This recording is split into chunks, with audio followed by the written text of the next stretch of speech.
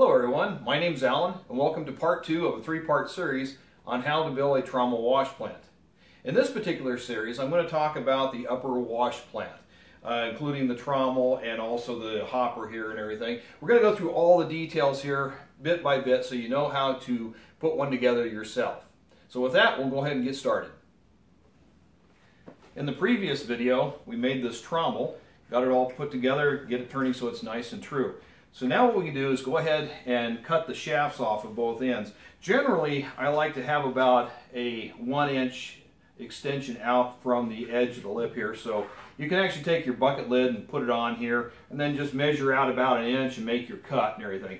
From there, we'll go ahead and I'll show you how to mount the inside tubing so it'll mate up with the 1-inch swamp cooler bearings as well as the drive unit. We'll do that to both sides. Instead of building a trommel from the ground up, I'm just going to show you from the trommel that I already built. Here's the conduit tubing right here. I've cut it off about 1 inch from the end of the bucket and all that. And then what I did is I went ahead and bought a 1-inch steel tubing. You can buy this at Lowe's or Home Depot. This is actually a swamp cooler shaft for the squirrel cage. So what I did is I just cut it off into a 4-inch segment. So it's sitting in here, and so about half of it's inside the tubing, and the other half is sticking out. And this gives you plenty of room to actually fit that 1-inch swamp cooler bearing right on there. So, and then finally what I did is, once I got it mounted on there, I drove a 1024 bolt through here to anchor it down. Now, sometimes, depending on manufacturer, this tubing is not quite 1 inch. It's a little wider, so this shaft fits in there a little loose. So what I did is, in this case, it was. So what I did is I just got some very thin aluminum strips, like from a pie pan, and just cut it up and everything, and put it in there as shim stock, and I was able to mount it up there and get rid of all the slop.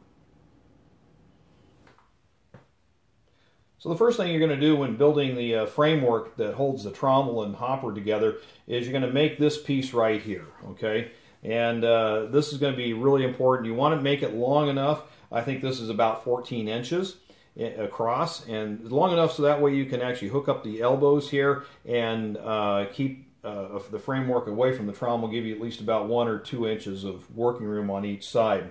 So the bearing, if you notice, mounts upside down instead of the traditional way of right side up. And the reason why I've done this is I like the trommel to be underslung on the underside here, and 2 reasons. One is to allow the material that's flowing outside the trommel to be free and have as much area as it can as it flows out without hitting anything. The other thing too is I like about that, when this is mounted up here, is the center of gravity is below the framework. And so that helps stabilize it. If you have this trommel mounted up here above with the bearing sitting up here, now this trommel is sitting way up here, and so as you're rolling around with all the rocks inside this trommel and processing, it becomes a little unstable, it starts wiggling and everything else. So by kind of underslinging it, it kind of changes the center of gravity, keeps it anchored down. So we got the bearing mounted up here, and by the way, I should have mentioned that when you drill these holes, make sure they're pretty straight. If you have a drill press or something like that, utilize that. That'll keep your holes nice and straight, so it makes it easier to mount these bearings on. Now you notice I've got these little L brackets here on as well, and that's going to mount up our drive motor here in just a second. So I'm going to show you how that all comes together. Okay, this is the drive motor for the trommel. It's actually a windshield wiper motor from a Jeep Wrangler, I think 87 and 96 vintage. You can get these on eBay for anywhere from like 33 bucks to 35 bucks. They're reasonably priced. What I like about this is this little ball right here. This helps with our drive system that we'll put on the trommel. And so what I did here is, to make this thing work, is that this will be mounted up right here like such, and then this little ball on this arm will be spinning around in a circular motion around the shaft here. So what I did to make this all happen is I created, out of this collar, you can see this 1-inch collar that fits on the shaft here. Okay, and what I did is I kind of cut it out a little bit, and then I also got a 1-inch washer from the hardware department, and I went ahead and cut a little slot out of it here, as you can see. And what this does is it allows that ball to kind of mate in here. I'll show you. There we go. To mate in there. So as that thing spins around, it'll be spinning the shaft. You can see how that just fits right in there. And basically, I just used a couple of little small bolts to screw into the collar itself to mount it on there. And and I actually, when I did this, I put it on the shaft just to kind of get it all trued up so it's pretty close, as you can see here. So the next step, I'll show you how this all kind of connects. Now back to the motor for a second here. I just want to talk about it. It has several wires on it here, and through experimentation I figured out which ones are really working the best. The black one is obviously your ground, or your minus for the 12 volt, and the red and green really don't do much here. I played with it and everything. In fact, one time it was almost smoking the wire, so you don't want to play with that. But I found that the blue and the white wire that's actually going into this part of this motor drive is the speed controller. So I found that the white one is for the faster speed, and the blue one is for slower speed. Now what I mean by that is that on the slow speed it's turning about 30 RPM, okay? And on the higher speed, the white wire, it's turning about 60 RPM. So those are your two speed ranges that you'll get. Currently I run my Trommel on the blue wire, which is the slower speed. So I'm running it at 30 RPM, and it seems to work pretty good. So I'm going to go through the segment of how to mount this motor on. I have the little collar here. Just going to leave this loose for right now. Just going to set it on the shaft so it's sitting nice and loose. And then I'm going to go ahead and mount the motor up. Now on these angle brackets, I've already pre-drilled the holes, and you'll just have to, when you buy these are 3/4 inch angle brackets, make sure you get a pretty good heavy steel gauge. This looks like it's about 1/8 inch thick, so it's pretty strong. And you're going to mount this right up here. So I'll go ahead and take care of that now. I use aircraft bolts, okay, for this. And we'll get this unscrewed here. And we'll just mount this on here. We have a lot of room to move things around to get it adjusted. So I'm just going to go ahead and get this all screwed in here real fast. And get this mounted up so you can see how this all kind of goes together.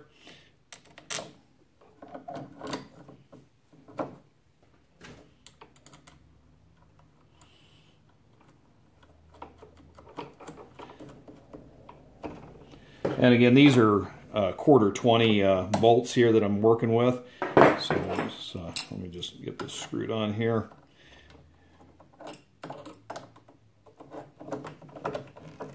Get that mounted up. Get this one going too. Sorry if the focus is going in and out. I know these silly cell phones, they get a little crazy, and because I'm shaking everything and it's trying to adjust the focus as things are moving. So just give me a second here to get this all snug down. Okay, that's pretty close for right now.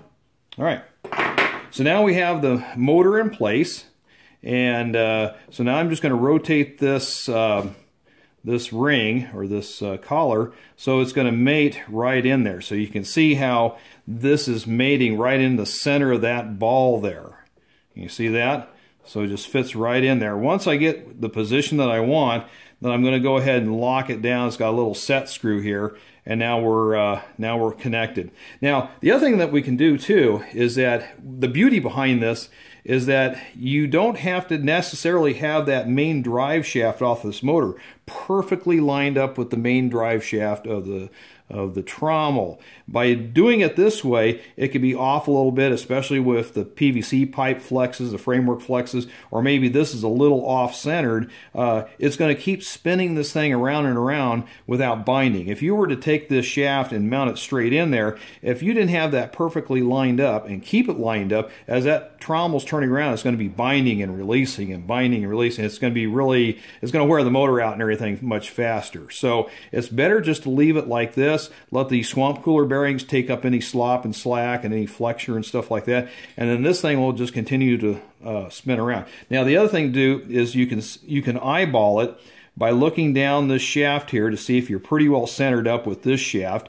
So you look maybe straight down at it, and then come over here at 90 degrees and look at it this way. So you can kind of eyeball it, getting it close. And if you need to move your brackets, you can simply just shift your brackets this way and this way for this axis, or you can simply, this thing here has a little adjustable slot here, so you can move it up and down a tiny bit, so you can get it in there really close.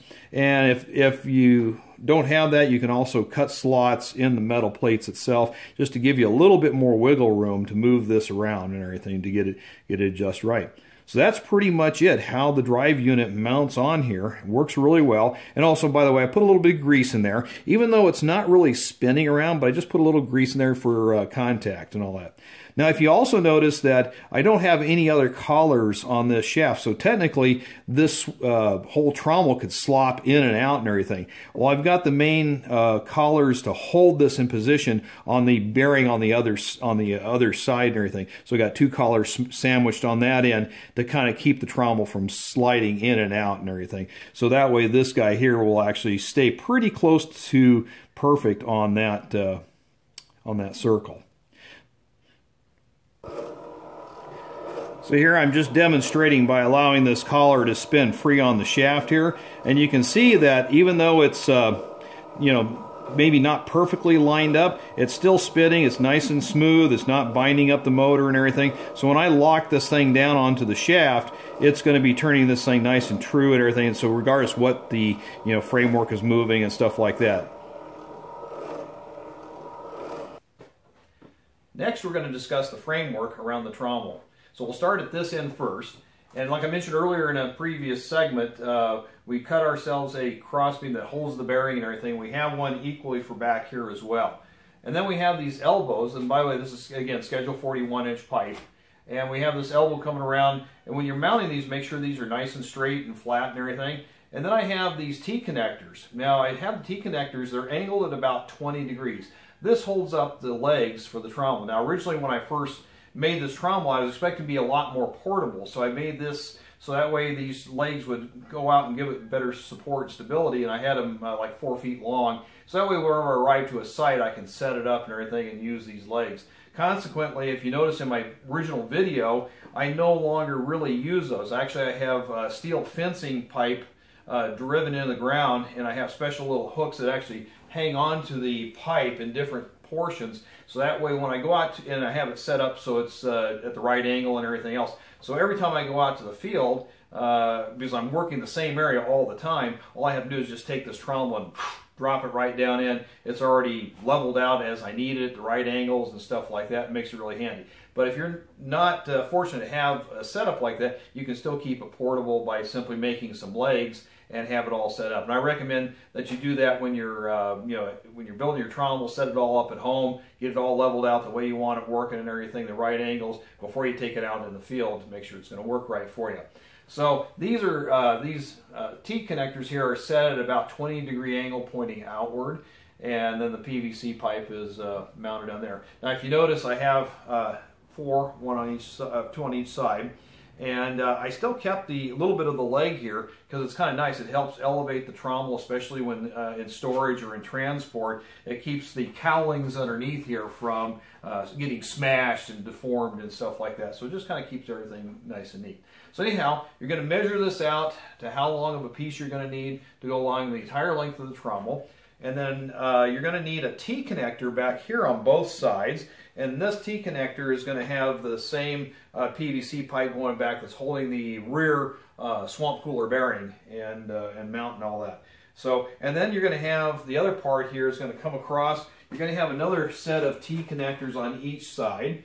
And what I'm using these connectors for is the pipe that feeds the water into the trommel. So I use this 1-inch electrical conduit tubing to come up over, and this just makes it easier to mount it on this side, or if for some reason you have it set up, you can go the other way too. And of course this is all loose so it can all move around and everything as needed.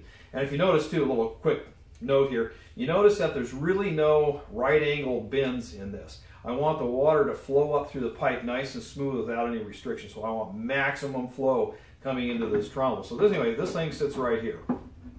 So now the next part is you're going to need another segment to come back here, with a set of elbows back on this section here in the cross piece as well to hold the back end. And of course this is where our hopper is going to cradle in between this segment as well. So it's just a matter of measuring everything out to the way you have your trommel designed and set up and everything, and gluing all the parts. And I just recommend that when you do glue these parts, that you're working on a really flat surface. You know, if you've got a nice big flat concrete surface or a desktop or something like that, that you can lay this out so that way it can be as flat as possible without any distortions. But that's okay. Even if it's a little bit off, you know, hey, that's what the swamp cooler bearings, the pillow blocks are all about. It can adjust for any kind of imperfections and things of that sort. Okay, the next thing I'm going to discuss is the feeder hopper here. It's simply a 5-gallon bucket. All I did was just cut a slot in here and cut it down this way, and then I took a little propane torch and I just got the plastic really hot and I just slowly melted it so it kind of curled out like this, so it kind of makes a nice opening for feeding the material in. Okay, and then I have some brackets and everything, how this is all mounted. You can see back here I have this little piece of wood to fill in the gap, and then I've just simply got a bolt coming through the bucket all the way through the PVC pipe and then mounts back here. This kind of holds the back end of this feeder hopper.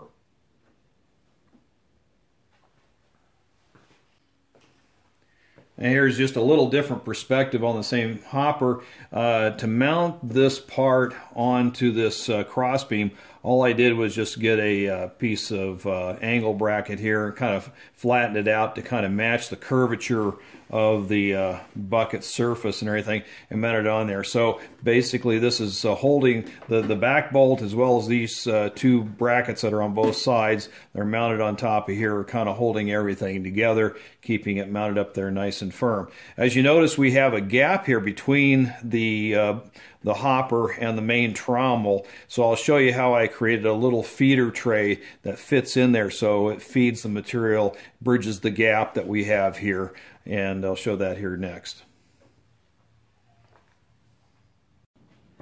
We're looking at the underside of the trommel.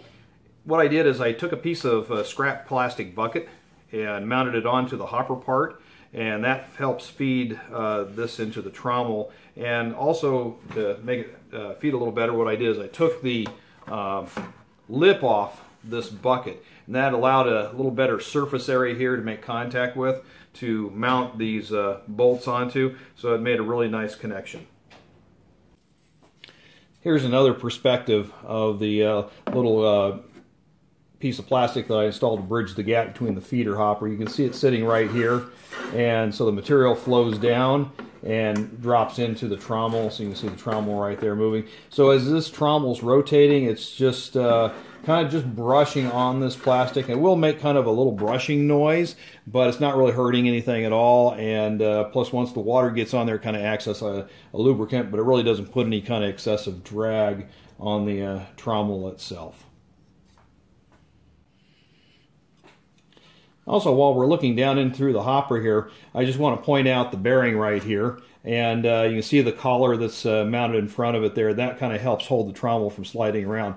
The other thing that I did with this to help protect that bearing from getting a lot of dirt and mud and material on here, because a lot of stuff is flowing in here, is I built this little metal shield that just mounts right on top of here, and that just kind of shields the bearing from any kind of debris and everything from getting into it and messing it up. Eventually, yes, eventually you'll get some debris in there. You have to clean it off and probably eventually replace the bearing.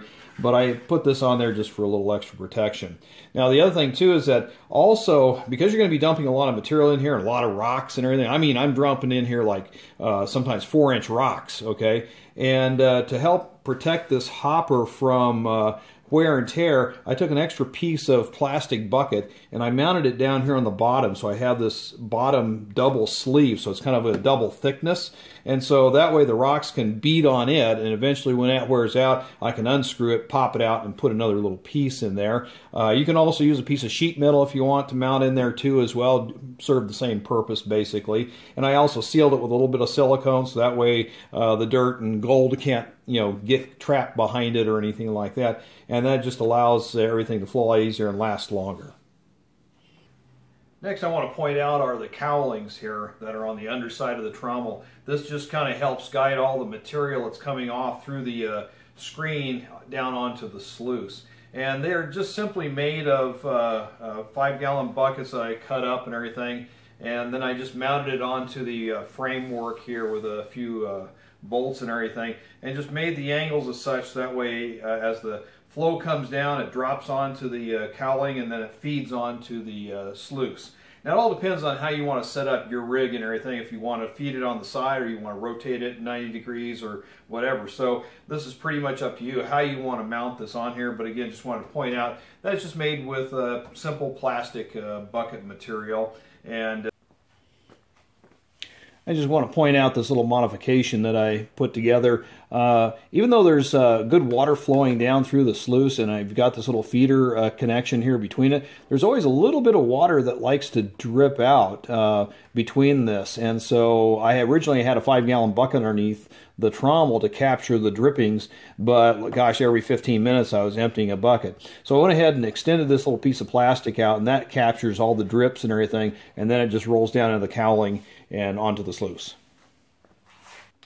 Another modification to the trommel is I added this sheet metal. It's just basically a stovepipe that I cut up and mounted on here and everything with the bolts here. And what this does is just allows a little bit more mixing time for the material as it's flowing down here to churn with the water and all that and break off any particles of gold before it gets bigger rocks out on the tailings and everything else falling down onto the sluice. So it seems to be doing a pretty good job. This concludes part 2 of our series. Part 3 will be up next, talking about the dewatering trommel. So now if you have any questions or suggestions or anything like that, go ahead and please share in the comments section below, and we'll be happy to answer your questions and get a little collaboration going. Thank you, and we'll see you in the next video.